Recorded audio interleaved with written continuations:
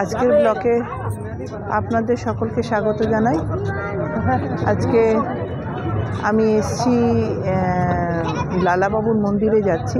এখানে চিরঘাট থেকে যেতে হয়, বৃন্দাবন থেকে আপনারা চিরঘাটে আসেন, বাকিটা আপনাদের সঙ্গে শেয়ার করছি। এখানে চিরঘাট থেকে আমরা রিক্সা নিলাম, এরপরে লালাবাবুর মন্দিরে কোন রাস্তাটা দিয়ে যাচ্ছে সেটা আমি দেখাচ্ছি আপনাদের। গোপেশ্বর মন্দির, লালাবাবুর মন্দির আর রঙ্গনাথ মন্দির যেতে গেলে ছটিকড়া থেকে আপনাকে যেতে হবে ব্যাটারি রিক্সাতে। যদি যান তাহলে আপনাকে চিরঘাট হয়ে যেতে হবে, আর সেখানে একটু পয়সা বেশি লাগে। আর এটা যদি না হয় তাহলে আপনি ইলেকট্রিক বাস পাবেন, সেটাতে 20 টাকা করে নেয় ছটিকড়া থেকে। একদম বৃন্দাবন বাস স্ট্যান্ডে নামিয়ে দেবে এবং বৃন্দাবন বাস স্ট্যান্ড থেকে পায়ে হাঁটা 5-7 মিনিট লাগবে। এই নাহলে ব্যাটারি রিক্সাতেও 10 টাকা করে নেবে, অসুবিধা কি। এটা হলো বৃন্দাবনের বাস স্ট্যান্ড, আপনারা এইখানেই আসবেন। এটা এখান থেকে রঙ্গনাথন, গোপীনাথ মন্দির আর আপনার লালাবাবুর মন্দির যেতে গেলে এখানে নেমে তারপরে যেতে পারবেন, বাকিটা বলবেন। এটা চিরঘাট দিয়ে যাচ্ছি। মা যমুনা নদী এত সুন্দর লাগছে।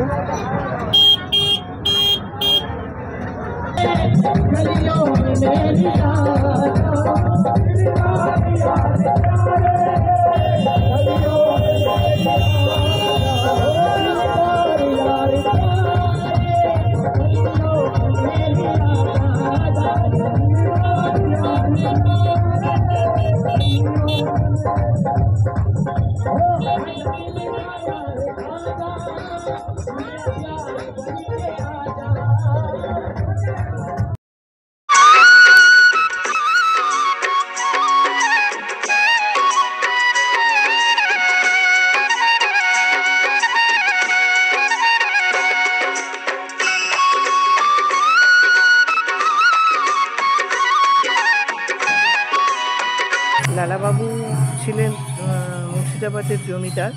উনি এই যে মন্দির, উনি নিজে একদিনকে তার সৈন্য সামন্ত নিয়ে গ্রামে ঘুরতে বেরোন এবং ঘুরতে ঘুরতে উনি দেখেন যে একটা মেয়ে তার বাবাকে বলছে যে বেলা যায় যে তুমি এখনও ঘুমোচ্ছ। সেটাতে তার চৈতন্য হয় এবং সে সঙ্গে সঙ্গে নিজের একটা ধুতি আর একটা উত্তরীয় নিয়ে ওখান থেকে বেরিয়ে পড়ে এবং সে বৃন্দাবনে এসে তপস্যা করে এবং তপস্যা করে কৃষ্ণ, রাধা এবং ললিতার দর্শন পেয়েছে। তারপরে তিনি আবার জমিদারি থেকে কিছু টাকা মানে ওখান থেকে নিয়ে কিছু লোকের কাছে সাহায্য নিয়ে তিনি এই মন্দির প্রতিষ্ঠা করেন। এটা 21 বিঘে জায়গার উপরে এই মন্দির এবং এখনও সেই মন্দির এত সুন্দর। দেখুন, বিশাল বড় পাঁচিল। এটাই হচ্ছে লালাবাবুর মন্দির, তাকে মাহান্ত এখানে বলা হয়। কিরকম সুরক্ষিত। হ্যাঁ, এটাই হচ্ছে লালাবাবুর মন্দির। ভেতরে ছবি তোলা মারণ বলে বিগ্রহ দেখাতে পারলাম না, তবে বিগ্রহ অদ্ভুত সুন্দর, খুব সুন্দর, মানে এ তুলনা করা যায় না। বিগ্রহের ছবি আমি দেখাতে পারলাম না, তবে এটা লালাবাবুর সমাধি। উনি এখানে দেহ রেখেছিলেন, এখানে ওনাকে সমাধিস্থ করে।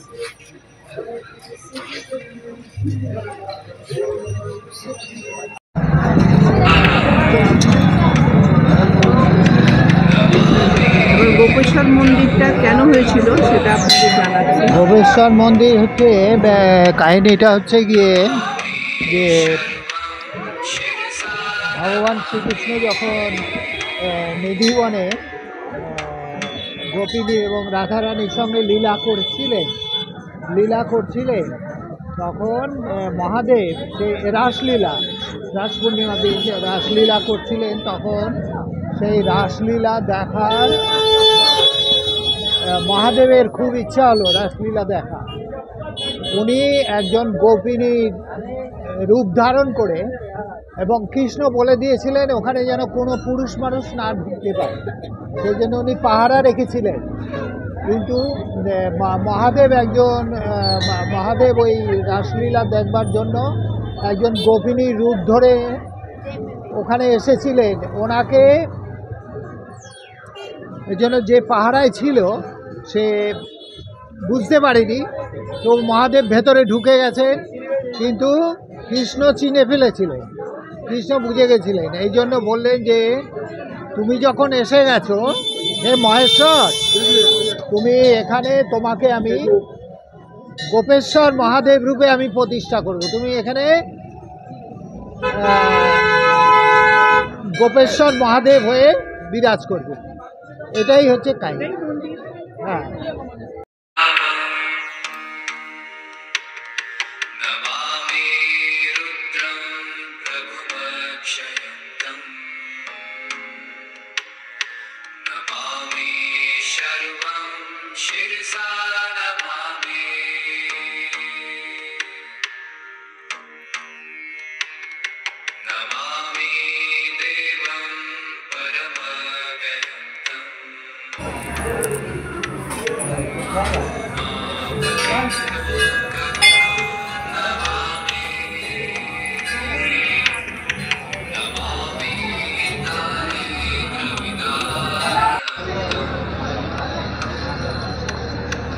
এটাই হলো রঙ্গনাথের মন্দির।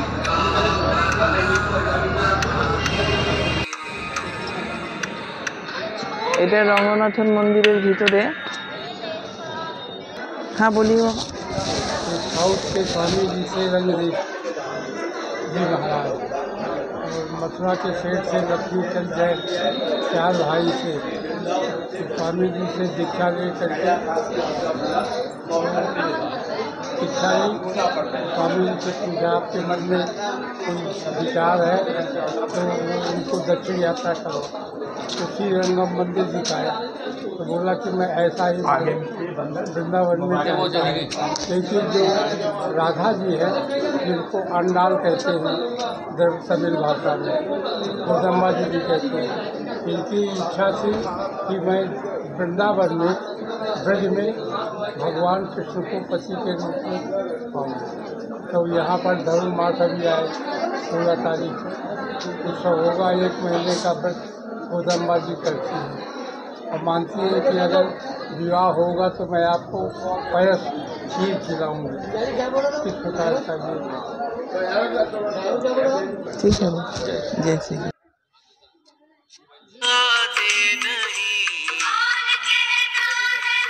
हाँ ये सरोवर है।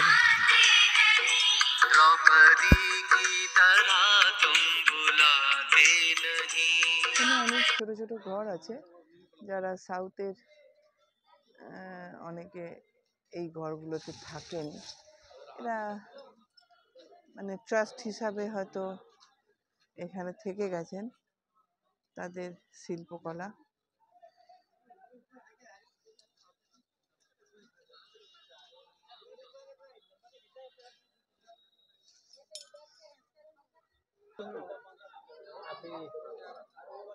अच्छा चालू हो गया। हाँ एक समय में दक्षिण भारत से एक मुनि आए थे, श्री रंगदेशिका महाराज।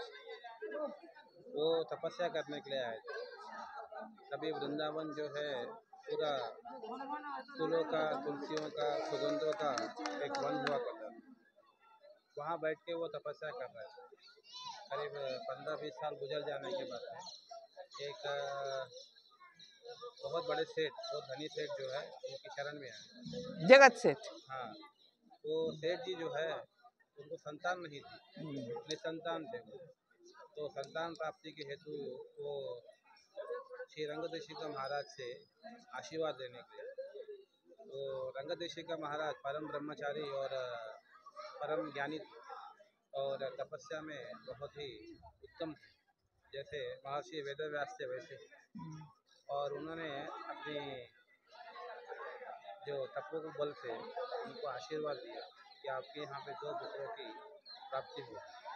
तो आशीर्वाद से उनके यहाँ पे सूर्य कुमार जैसे जो तेजस्वी जो 2 पुत्रों का जन्म हुआ, उस पर प्रसन्न होकर श्री सेठ जी ने उनको बहुत सारा जो धन है लाकर दे दिया। लेकिन वो थे ज्ञानी, तपस्वी और माया से परे थे। उन्होंने कहा कि मैं ये धन लेकर मैं क्या करूँ, मैं तपस्या करके अपने धाम वैकुंठ लोक को जाने वाला हूँ। आप एक काम करिए, ये धन को जो है एक अच्छे काम में लगा दिए। तब उस समय में बहुत ही मतलब भक्ति जो थी चरम सीमा पर थी, आज से 600-700 साल के पहले। तो सेठ जी ने चैतन्य प्रभु का हाँ, समय।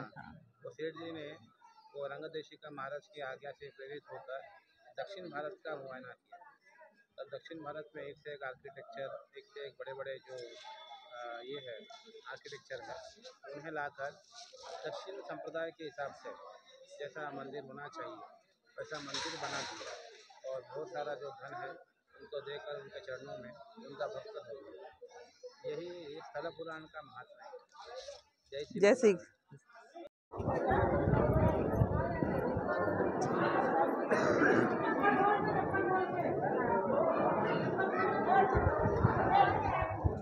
मंदिर तो सुंदर। हाँ, क्षत्रिया तो सबसे पहले हंता भाई मैंने करी। এটাই রঙ্গনাথ মন্দির। फोटो खिंचवा दे रहा हूँ।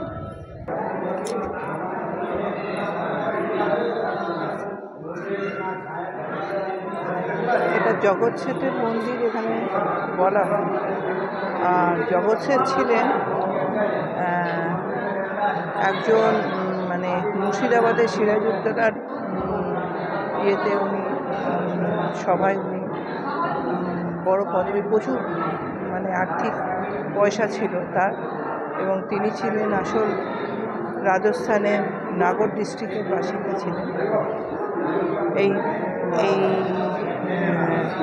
জগৎ শেঠ একটা উপাধি, মানে ওনাদের জেনারেশন সবাই এখানে করে। তারপরে ওরা প্রথমে জৈন ছিল, তারপরে বৈষ্ণব হয়, তারপরে আবার ধর্মান্তরিত করে আবার জৈন হয়ে যায়। আর এরা মুর্শিদাবাদে ছিলেন সিরাজউদ্দৌলার ইয়েতে। পরে সিরাজউদ্দৌলার সঙ্গে কিছুটা যেটা মির্জাফর করেছিল সেই রকমই উনিও করেছিলেন। পরে ইংরেজরা ফাঁসি দেয়, এটা আমরা শুনেছি। তবে এই মন্দিরটা ওনার, এটাও শুনতাম। শ্রীদেবী রমনাথ ভগবান, ভূদেবী মহালক্ষ্মী, এই সাহিত্য মূর্তি। উনি সাহিত্য মূর্তি, মানে বিষ্ণু এই যে সহস্রকণা, এই যে এই যে শেষ না, হ্যাঁ এই যে শেষ না, এটা দক্ষিণ ভারতে আছে। হ্যাঁ, দক্ষিণ ভারতে আছে। হ্যাঁ, সোনা, বা রূপোর ওপরে সোনার জল করা হতো। সোনার রং করে, সোনালি রং, সোনালি রং। বা সোনার জল দেওয়া হতে পারে, তাই না? হতে পারে। বৃন্দাবনের মন্দির সোনার জল দেওয়া হতে পারে।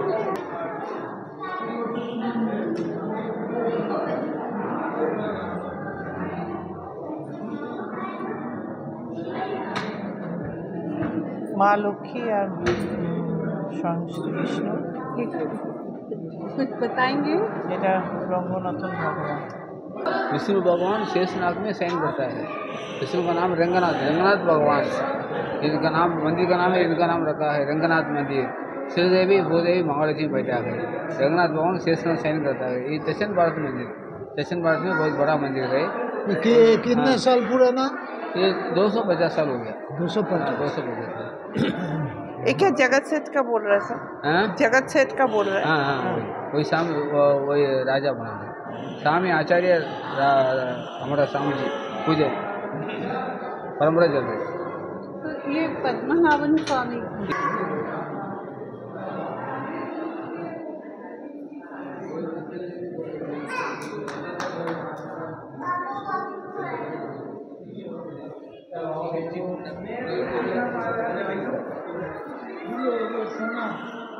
তাই না?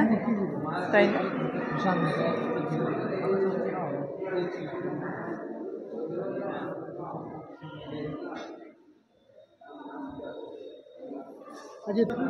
খুব সুন্দর মন্দিরটা, খুব সুন্দর। জগৎ সেটের মন্দির, খুব সুন্দর মন্দির। 250 বছর আগে। হ্যাঁ।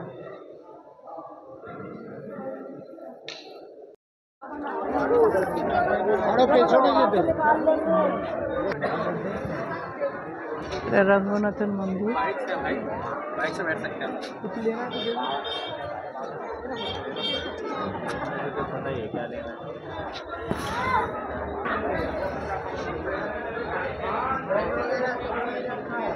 এটা জগৎ সেটের মন্দির।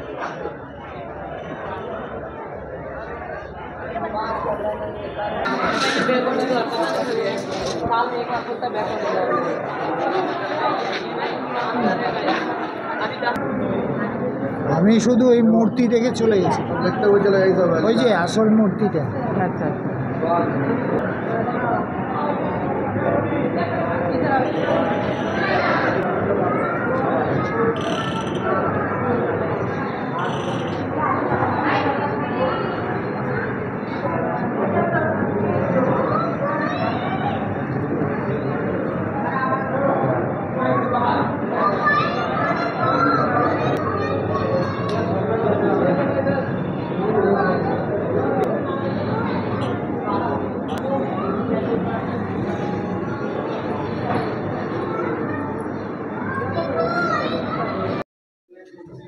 কে জানে?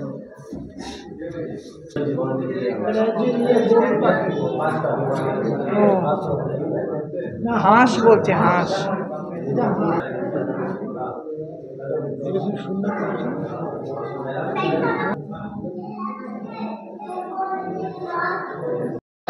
এটা হলো সোনার তাল গাছ।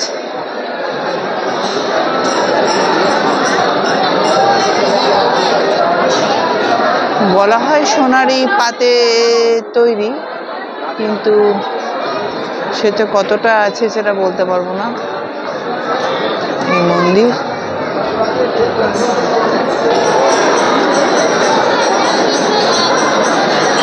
আর পাশে আছে পদ্ম।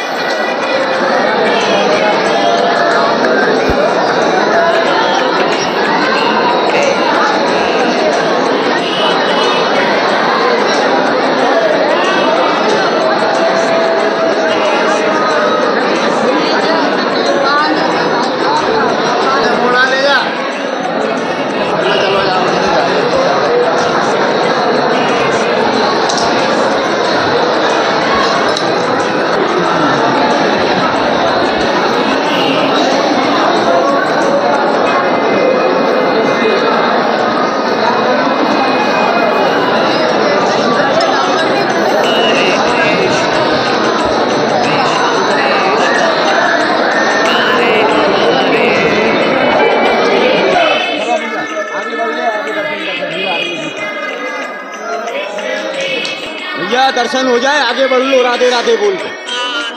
चलो दर्शन है वो, आगे बढ़ो भैया, राधे राधे बोल के खड़े रखो, अपने साथी को बुला लो।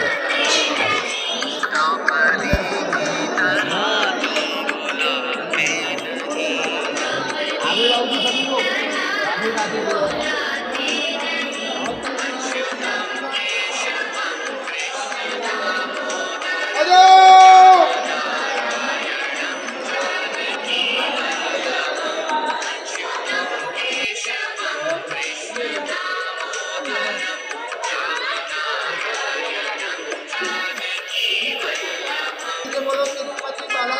राम की जय। और हीरे का तिलक है भगवान का।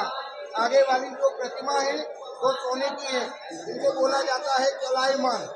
एक साइड में श्रीदेवी माने लक्ष्मी जी, बीच में तिरुपति बालाजी, एक साइड में भूदेवी माने पृथ्वी माता। पीछे वाली जो अचल प्रतिमा है, मंदिर की निधिकाएं हैं, उनके 51 दिनों दूर से अचल प्रतिमा का अभिषेक कराते हैं हर शुक्रवार को। এটাই হলো স্বামী পুষ্করিণী। ये आपका पूरा मंदिर दर्शन पूर्ण। जूते चप्पल पहने पीछे कांच का मंदिर है, लेकिन गोपाल এটা আটচালা, এটা মন্দির।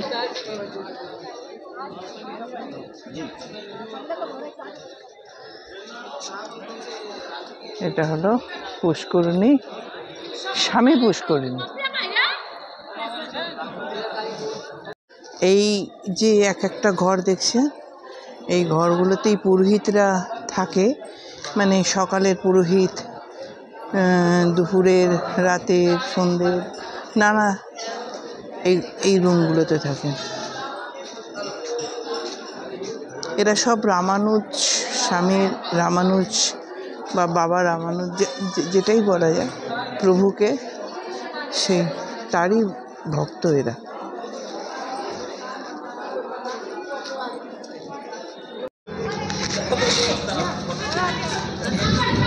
এখানে মন্দির 12টা থেকে 12:30টার মধ্যে বন্ধ হয়ে যায়, আবার এটা 3টের সময় খোলে। সেটা আপনাদের মাথায় রাখবেন, কেননা এই 2-3 ঘন্টা বসতে হতে পারে, আমাদেরও হয়েছে। সেই জন্য আপনাদের কাছে শেয়ার করছি, যাতে আপনারা 10টা 10:30টার মধ্যে চলে আসতে পারেন। এটাকে রঙ্গনাথ মন্দিরও বলা হয়, আর আপনার সোনার তালগাছের মন্দিরও বলা হয়।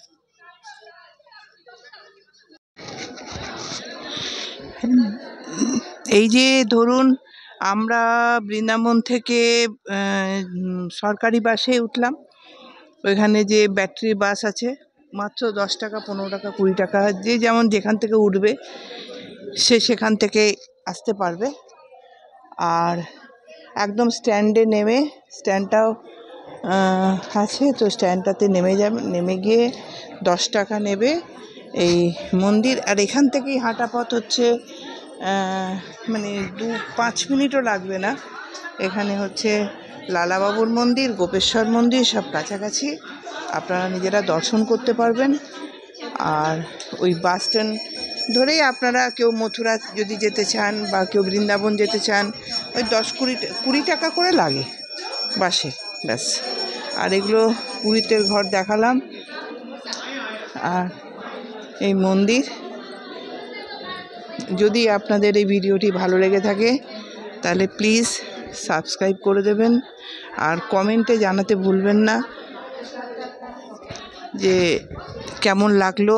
আর যদি আপনাদের কোনো কিছু জানার থাকে সেটাও আপনারা জানাতে পারেন, সেটা আমি 100% চেষ্টা করব সেটা আপনাদের কাছে তুলে ধরার।